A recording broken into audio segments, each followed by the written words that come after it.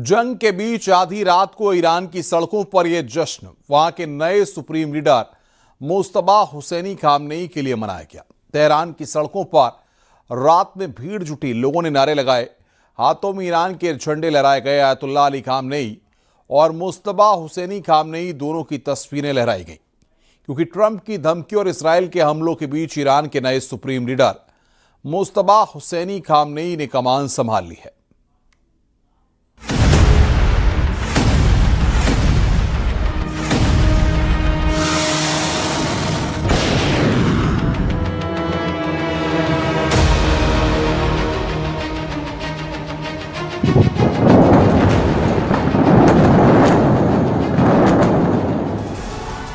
जंग के बीच आधी रात को ईरान की सड़कों पर ये जश्न वहां के नए सुप्रीम लीडर मुस्तबा हुसैनी खामनेई के लिए मनाया गया। तेहरान की सड़कों पर रात में भीड़ जुटी, लोगों ने नारे लगाए, हाथों में ईरान के झंडे लहराए। आयतुल्लाह अली खामनेई और मुस्तबा हुसैनी खामनेई दोनों की तस्वीरें लहराई, क्योंकि ट्रंप की धमकी और इजराइल के हमलों के बीच ईरान के नए सुप्रीम लीडर मुस्तबा हुसैनी खामनेई ने कमान संभाल ली।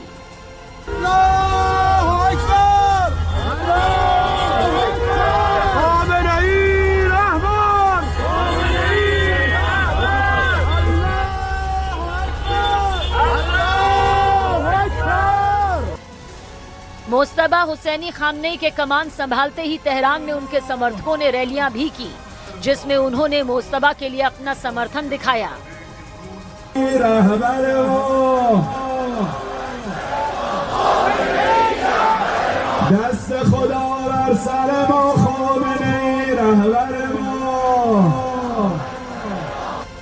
मुस्तबा के नाम का ऐलान ईरान की सरकारी न्यूज चैनल ने किया। मुस्तबा हुसैनी खामनेई को विशेषज्ञों की सभा के प्रतिनिधियों ने संविधान के अनुच्छेद 108 के तहत सुप्रीम लीडर चुना। उन्हें ईरान के पवित्र इस्लामी गणराज्य के तीसरे नेता के रूप में नियुक्त किया गया। और ये सब तब हुआ जब ईरान जंग की आग में जल रहा है। ट्रंप कह चुके हैं कि ईरान उनके बिना नया सुप्रीम लीडर ना चुने, क्योंकि उनकी मंजूरी के बिना जो भी सुप्रीम लीडर बनेगा वो ज्यादा दिन नहीं टिकेगा।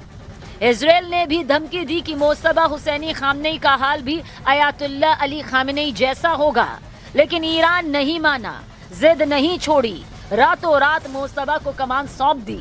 ईरान के विदेश मंत्री सैयद अब्बास अरागची ने भी सोशल मीडिया पर मुस्तबा को बधाई दी। लिखा कि मुस्तबा हुसैनी खामनेई को ईरान का सुप्रीम लीडर बनने की बधाई।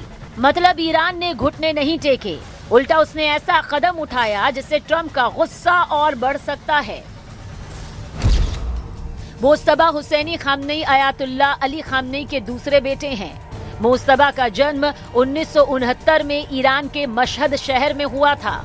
उन्होंने अपना बचपन अपने पिता के उस दौर में बिताया था जब वो ईरान के एक धर्मगुरु बनकर उभर रहे थे और ईरान अंतिम शाह मोहम्मद रजा पहलवी के शासन का विरोध कर रहे थे। इसके बावजूद मुस्तबा ज्यादातर लो प्रोफाइल ही रहे। उन्होंने सरकार में कोई पद नहीं लिया। वो बात अलग है कि सियासत से दूरी के बीच सीमा पर ईरान की सेना के लिए काम करते रहे। मुस्तबा ईरान इराक युद्ध का हिस्सा बने, जिससे ईरान के शक्तिशाली सुरक्षा तंत्र, जिसमें Islamic revolutionary guard core IRGC भी शामिल है, उनके साथ उनके अच्छे रिश्ते बने। मुस्तबा के सुप्रीम लीडर बनने के बाद उन दिनों की तस्वीरें भी वायरल हुई, जिनमें मुस्तबा सैनिकों के बीच सेना की वर्दी में नजर आए। यानी सियासत से दूर रहने वाले ईरान के नए सुप्रीम लीडर ने ऐसे समय में कमान संभाली जब हाहाकार मचा हुआ है। अमेरिका और इजराइल गिद्ध की तरह उन्हें नोचने के लिए बैठे हैं, लेकिन ईरान ना झुकने के लिए तैयार है ना रुकने के लिए। उल्टा मुस्तबा की सत्ता में एंट्री करवाकर उसने नया दांव चल दिया है।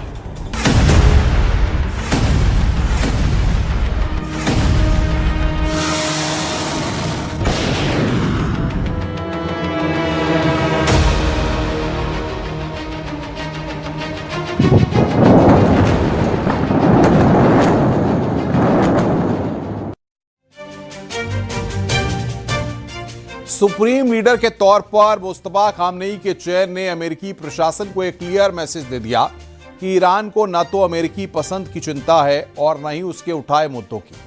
ट्रंप ने कहा था कि ईरान के सुप्रीम लीडर के चयन में अमेरिका का हस्तक्षेप होगा, लेकिन ईरान ने अमेरिका की बातों को हवा में उड़ाते हुए अपने सुप्रीम नेता का चयन कर लिया। जूनियर खामनेई अब अमेरिका के खिलाफ युद्ध का नेतृत्व करेंगे।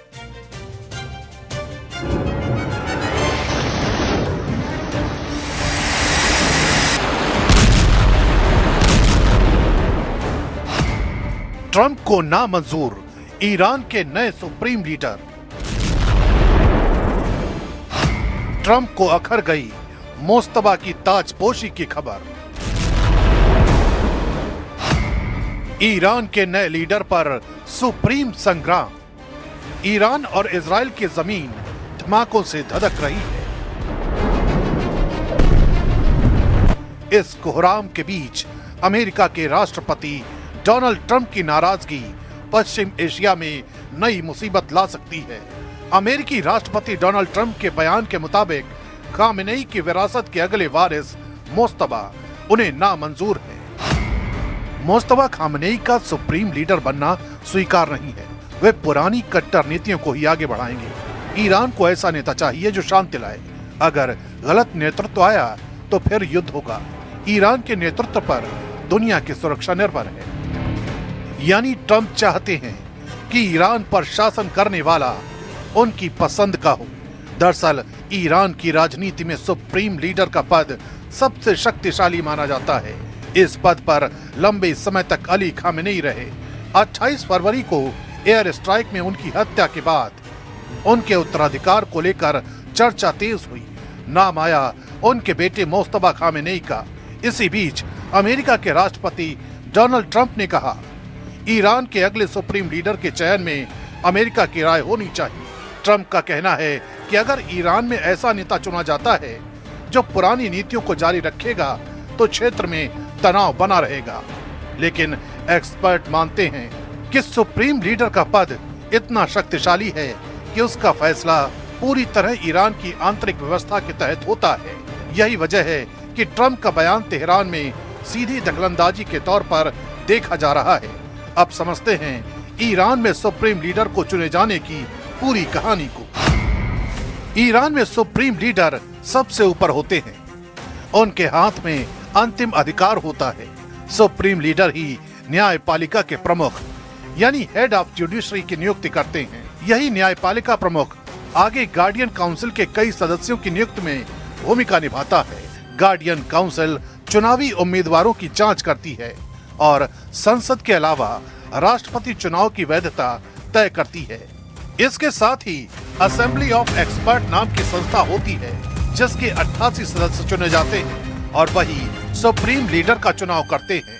यानी राष्ट्रपति और संसद चुनी हुई संस्थाएं हैं, लेकिन सत्ता का अंतिम नियंत्रण सुप्रीम लीडर के पास ही रहता है।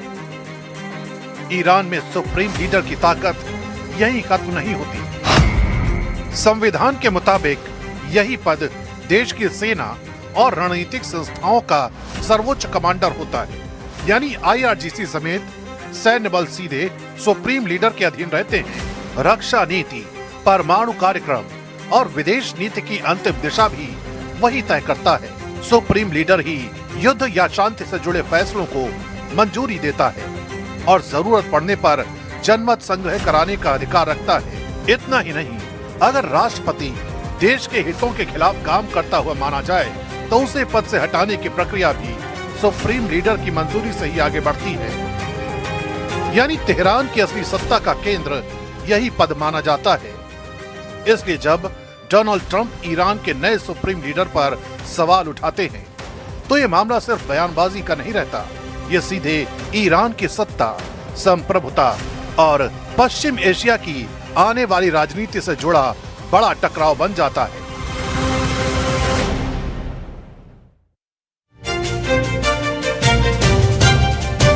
पश्चिम एशिया में ईरान, इजराइल और अमेरिका के बीच बढ़ते संघर्ष का असर अब दुनिया की अर्थव्यवस्था पर दिखने लगा है। ईरानी हमलों के बाद बहरीन की सबसे बड़ी तेल रिफाइनरी बैपको में आग लग गई। इसके बाद अंतर्राष्ट्रीय बाजार में कच्चे तेल की कीमतों में भारी उछाल आ गया है। इसके साथ ही दुनिया के अहम तेल मार्ग स्ट्रेट ऑफ हॉर्मूज पर भी खतरा मंडरा रहा है, जिससे वैश्विक ऊर्जा संकट की आशंका और बढ़ गई है। देखिए हमारी एक खास रिपोर्ट।